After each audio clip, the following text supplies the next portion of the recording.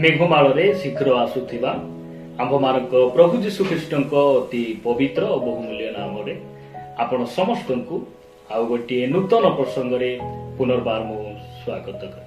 ପ୍ରିୟ ପ୍ରଭୁଙ୍କ ଲୋକମାନେ, ସ୍ୱର୍ଗର ପରମେଶ୍ୱର ସବୁ ସମୟରେ ତାହାଙ୍କ ବାକ୍ୟକୁ ନେଇ ଆପଣମାନଙ୍କ ନିକଟରେ ଆସିବା ପାଇଁ ୟୁଟ୍ୟୁବ ମାଧ୍ୟମରେ ଆପଣମାନଙ୍କ ସହିତ ସାକ୍ଷାତ କରିବା ପାଇଁ ସ୍ୱର୍ଗର ପରମେଶ୍ୱର ମୋତେ ଅନୁଗ୍ରହ କରୁଛନ୍ତି। ସେଥିପାଇଁ ପରମେଶ୍ୱରଙ୍କୁ ମୁଁ ହୃଦୟ ସହିତ ଧନ୍ୟବାଦ ଦିଏ। ଆସନ୍ତୁ ସବୁଦିନ ଭଳି ଆଜି ମଧ୍ୟ ପ୍ରଭୁଙ୍କ ବାକ୍ୟରୁ ଆମେ ଆଉ ଗୋଟିଏ ନୂତନ ପ୍ରସଙ୍ଗରେ ଅଳ୍ପ ସମୟ କଥାବାର୍ତ୍ତା ହେବା। ଆଜି ଆମେ ଯେଉଁ ପ୍ରସଙ୍ଗରେ କଥାବାର୍ତ୍ତା ହେବା ସେହି ପ୍ରସଙ୍ଗଟି ଏହିପରି ଅଟେ, ପ୍ରେମିକ ଈଶ୍ୱର ନର୍କ କାହିଁକି ତିଆରି କଲେ। ଆଜିର ପ୍ରସଙ୍ଗ ହେଲା, ପ୍ରେମିକ ପରମେଶ୍ୱର ନର୍କ କାହିଁକି ତିଆରି କଲେ। ଏହି ପ୍ରସଙ୍ଗରେ ପ୍ରଭୁଙ୍କ ବାକ୍ୟରୁ ଆମେ ଅଳ୍ପ ସମୟ କଥାବାର୍ତ୍ତା ହେବା। ଆପଣମାନଙ୍କ ନିକଟରେ ଗୋଟେ ପଦ ପଢି ମୁଁ ଆଜିର ପ୍ରସଙ୍ଗରେ ଆଗକୁ ବଢିବା ପାଇଁ ଚାହେଁ। ଆପଣମାନେ ପୁରାତନ ନିୟମ ଜୁନସ୍ ଭବିଷ୍ୟତ ବକ୍ତାଙ୍କ ପୁସ୍ତକ 4 ଅଧ୍ୟାୟକୁ ଆସିବେ। ଜୁନସ୍ ପୁସ୍ତକ 4 ଅଧ୍ୟାୟ 2 ପଦରେ ଏ ପ୍ରକାର ଲେଖାଯାଏ, ଆଉ ସେ ସଦାପ୍ରଭୁଙ୍କର ନିକଟରେ ପ୍ରାର୍ଥନା କରି କହିଲେ, ହେ ସଦାପ୍ରଭୁ, ବିନତି କରେ, ମୁଁ ସ୍ୱଦେଶରେ ଥିବା ବେଳେ କି ଏହି କଥା କହିନଥିଲି। ଏଥିପାଇଁ ଶୀଘ୍ର କରି ତର୍ଷିସକୁ ପଳାଇଲି, କାରଣ ତୁମ୍ଭେ ଯେ କୃପାମୟ, ସ୍ନେହଶୀଳ, କ୍ରୋଧରେ ଧୀର, ଦୟାରେ ମହାନ ଓ ଅମଙ୍ଗଳ ବିଷୟରେ ଅନିଚ୍ଛୁକ ପରମେଶ୍ୱର ଅଟ, ଏହା ମୁଁ ଜାଣିଲି। ଏହା ଜୁନସ୍ ଭବିଷ୍ୟତ ବକ୍ତାଙ୍କ ପ୍ରାର୍ଥନା ଅଟେ, ତାଙ୍କର ଧନ୍ୟବାଦ ପ୍ରଶଂସା ଅଟେ ଯେ ପରମେଶ୍ୱରଙ୍କୁ ସେ କହୁଛନ୍ତି, ମୁଁ ତୁମକୁ ଜାଣିଛି ପ୍ରଭୁ, ତୁମେ ସ୍ନେହଶୀଳ, କୃପାମୟ, କ୍ରୋଧରେ ଧୀର ଆଉ ଦୟାରେ ମହାନ ଅଟ। ପ୍ରିୟ ପ୍ରଭୁଙ୍କ ଲୋକମାନେ, ଆମେ ତାଙ୍କୁ ଏହି ପ୍ରକାର ଭାବରେ ଆରାଧନା କରୁ, ତାହାଙ୍କର ପ୍ରଶଂସା କରୁ, ତାହାଙ୍କର ନିକଟବର୍ତ୍ତୀ ହଉ। ମାତ୍ର ଏହି ଦୟାମୟ ପରମେଶ୍ୱର, ଆମମାନଙ୍କର ପ୍ରେମିକ, ସ୍ନେହଶୀଳ, କୃପାମୟ ପରମେଶ୍ୱର, ସେ ନର୍କ କାହିଁକି ତିଆରି କଲେ। ଏହି ପ୍ରସଙ୍ଗରେ ପ୍ରଭୁଙ୍କ ବାକ୍ୟରୁ ମୁଁ ଆପଣମାନଙ୍କୁ କିଛି କଥା କହି ଉତ୍ସାହିତ କରିବା ପାଇଁ ଚାହେଁ। ମୋ ସହିତ ଆପଣମାନେ ମାଥ୍ୟୁ ଲିଖିତ ସୁସମାଚାରକୁ ଆସିବେ।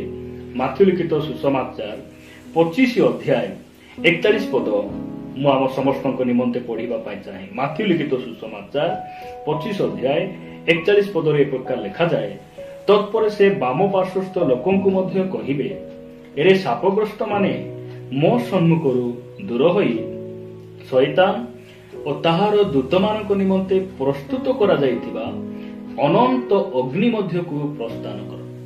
ପରମେଶ୍ୱର ଏହି ବାକ୍ୟ ଦ୍ୱାରା ସେ ଆମ୍ଭମାନଙ୍କୁ କହିବା ପାଇଁ ଚାହାନ୍ତି ଯେ ମୁଁ କୌଣସି ମନୁଷ୍ୟ ନିମନ୍ତେ ନର୍କ ପ୍ରସ୍ତୁତ କରିନାହିଁ। ପରମେଶ୍ୱର ମନୁଷ୍ୟ ନିମନ୍ତେ ସେ ନର୍କ ପ୍ରସ୍ତୁତ କରିନାହାନ୍ତି। ବାକ୍ୟ ଆମମାନଙ୍କୁ କହେ ଯେ ଶୈତାନ ଏବଂ ତାହାର ଦୂତମାନଙ୍କ ନିମନ୍ତେ ସେ କଣ କରିଛନ୍ତି, ଅନନ୍ତ ଅଗ୍ନି ଅର୍ଥାତ୍ ନର୍କକୁ ସେ ପ୍ରସ୍ତୁତ କରିଛନ୍ତି। ଯେଉଁ ଶୈତାନ ପ୍ରଥମରେ ଲୁସିଫର ନାମରେ ନାମିତ ହୋଇ ପ୍ରଭୁଙ୍କର ଜଣେ ମନୋନୀତ ଆଉ ମନ ପସନ୍ଦର ଦୂତ ଥିଲା, ପରମେଶ୍ୱର ତାହାକୁ ସେ ସୁନ୍ଦର ଭାବରେ ତିଆରି କରିଥିଲେ ନିଜର ଗୌରବ ନିମନ୍ତେ, ନିଜର ସେବା କରିବା ନିମନ୍ତେ, ନିଜର ମହିମା ପ୍ରଶଂସା କରିବା ନିମନ୍ତେ।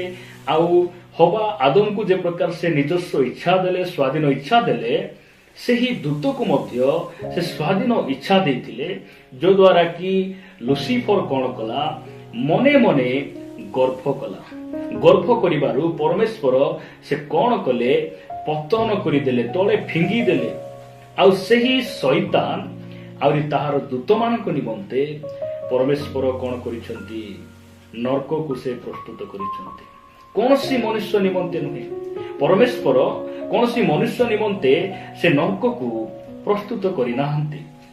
ଶୈତାନ ନିମନ୍ତେ ଆଉ ଶୈତାନର ଦୂତମାନଙ୍କ ନିମନ୍ତେ ପରମେଶ୍ୱର ଚାହାନ୍ତି ନାହିଁ ଯେ କୌଣସି ମନୁଷ୍ୟ ବିନଷ୍ଟ ହଉ। ଯଦି ସେ ବିନଷ୍ଟ ହେବା ପାଇଁ ଚାହିଁଥାନ୍ତେ, ତାହେଲେ ଆପଣା ଏକମାତ୍ର ପୁତ୍ର ପ୍ରଭୁ ଯୀଶୁ ଖ୍ରୀଷ୍ଟଙ୍କୁ ଏହି ପୃଥିବୀରେ ପଠାଇ ମାନବ ଜାତିର ଉଦ୍ଧାର ନିମନ୍ତେ କୃଷରେ ବଳିଦାନ ହେବା ନିମନ୍ତେ ସେ ଅନୁମତି ଦେଇନଥାନ୍ତେ। ତାହାଙ୍କ ନାମର ଗୌରବ ହଉ। ପରମେଶ୍ୱର କୌଣସି ମନୁଷ୍ୟ ନିମନ୍ତେ ସେ ନର୍କକୁ ପ୍ରସ୍ତୁତ କରିନାହାନ୍ତି। ଯଦି ଆପଣମାନେ ମୋ ସହିତ ଦ୍ୱିତୀୟ ପିତର 3 ଅଧ୍ୟାୟକୁ ଆସିବେ, ଦ୍ୱିତୀୟ ପିତର 3 ଅଧ୍ୟାୟ ତାର 9 ପଦରେ ଲେଖା ଯାଉଛି, ବିଳମ୍ବ ବୋଲି ଯେପରି କେତେକ ଭାବନ୍ତି, ପ୍ରଭୁ ଆପଣା ପ୍ରତିଜ୍ଞା ବିଷୟରେ ସେପରି ବିଳମ୍ବ କରନ୍ତି ନାହିଁ। କିନ୍ତୁ ଯେପରି କେହି ବିନଷ୍ଟ ନ ହୁଅନ୍ତି, ବରଂ ସମସ୍ତେ ମନ ପରିବର୍ତ୍ତନ କରନ୍ତି, ଏହା ଇଚ୍ଛା କରି ସେ ତୁମ୍ଭମାନଙ୍କ ପ୍ରତି ଦୀର୍ଘ ସହିଷ୍ଣୁ ଅଟନ୍ତି। ପ୍ରଭୁଙ୍କ ନାମର ଗୌରବ ହଉ। ଏହି ସ୍ଥାନରେ ସାଧୁ ପିତର ତାଙ୍କ ପତ୍ରରେ ଲେଖୁଛନ୍ତି ଯେ କୌଣସି ମନୁଷ୍ୟ ଯେ କେହି ବି ହଉନା କାହିଁକି, ସେମାନେ ଯେପରି ବିନଷ୍ଟ ନ ହେବେ, ଆଜି ମଧ୍ୟ ସେ ମନ ପରିବର୍ତ୍ତନ କରିବାର ସୁଯୋଗ ସେ ଦେଉଛନ୍ତି। ଆଉ ସେ ଦୀର୍ଘ ସହିଷ୍ଣୁ ଭାବରେ ସେ କଣ ହେଇଛନ୍ତି, ଅପେକ୍ଷା କରିଛନ୍ତି। କେଉଁମାନଙ୍କୁ ଅପେକ୍ଷା କରିଛନ୍ତି? ବିଶେଷ କରି ଯେଉଁମାନେ ମଣ୍ଡଳୀରେ ଅଛନ୍ତି, ଯେଉଁମାନେ ଖ୍ରୀଷ୍ଟିଆନ ଭାଇ ଭଉଣୀ ମାନେ, ଆଜି ସେମାନଙ୍କୁ ପରମେଶ୍ୱର ଅପେକ୍ଷା କରିଛନ୍ତି। କାହିଁକି ଅପେକ୍ଷା କରିଛନ୍ତି? ଆଜି ଆମେ ମଣ୍ଡଳୀ ଯାଉଛୁ, ସତ କଥା, ବାକ୍ୟ ଶୁଣୁଛୁ, ସତ କଥା, ଦାନ ଦେଉଛୁ, ମାତ୍ର କୋଉଠି ନା କୋଉଠି ଆମମାନଙ୍କର ମନ ପରିବର୍ତ୍ତନ ହେବାର ବାକି ରହିଛି। ଆମମାନଙ୍କର ଆତ୍ମିକ ଜୀବନକୁ ସଜାଡ଼ିବାର ବାକି ରହିଛି। ତାହାଙ୍କର ଆଗମନ ନିମନ୍ତେ ଆମେ ଶକ୍ତି କନ୍ୟା ସ୍ୱରୂପେ ଆମେ ପ୍ରସ୍ତୁତ ହେବାର ବାକି ରହିଛି। ସେଥିପାଇଁ ପରମେଶ୍ୱର ଅପେକ୍ଷା କରିଛନ୍ତି। କଣ ପାଇଁ ଅପେକ୍ଷା କରିଛନ୍ତି?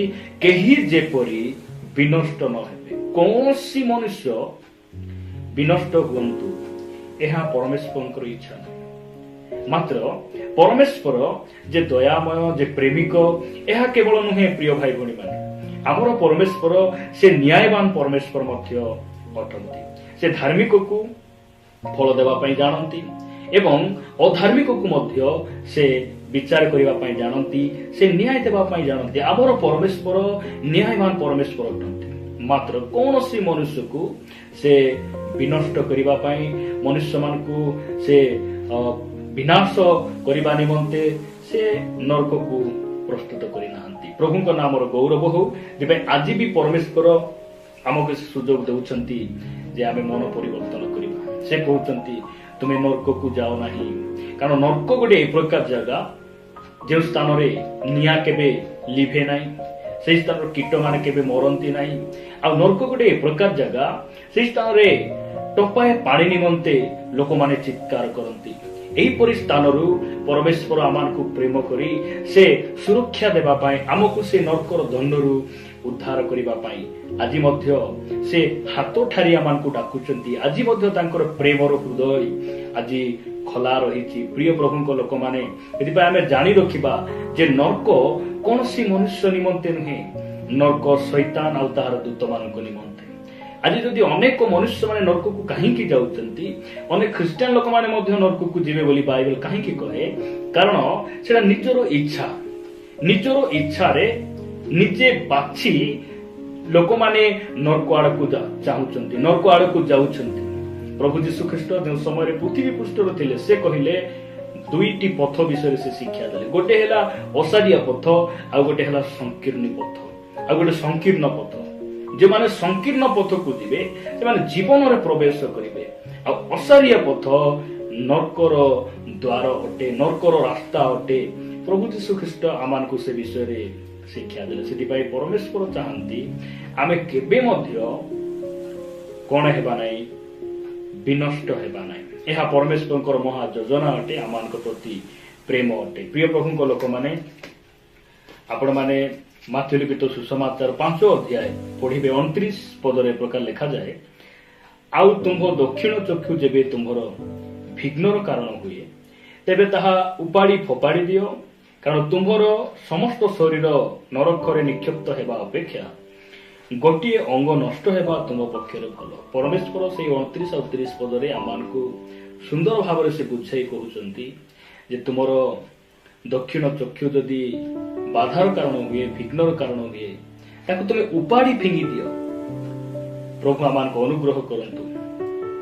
ଆସନ୍ତୁ ଆଜି ଆମେ ଚିନ୍ତା କରିବା ଯେ ମୋର ଯେଉଁ ସାଙ୍ଗ, ସେ ମୋ ପାଇଁ ବାଧା ନାହିଁ ତ ପ୍ରାର୍ଥନା ଯିବାରେ, ବାଇବେଲ ପଢିବାରେ, ମୁଁ ଉପବାସ କରିବାରେ, ମୋର ମୋବାଇଲ ମୋର ବାଧାର କାରଣ ନାହିଁ ତ? ଆମେ ସେ ସବୁ ଛାଡିଦେବା, ସେଇ ସ୍ଥାନରୁ ଆମେ ପୃଥକ ରହିବା। କାରଣ ମୋବାଇଲ ସବୁ ଧରି ଆମର ଶରୀର ଠିକ ଥାଏ,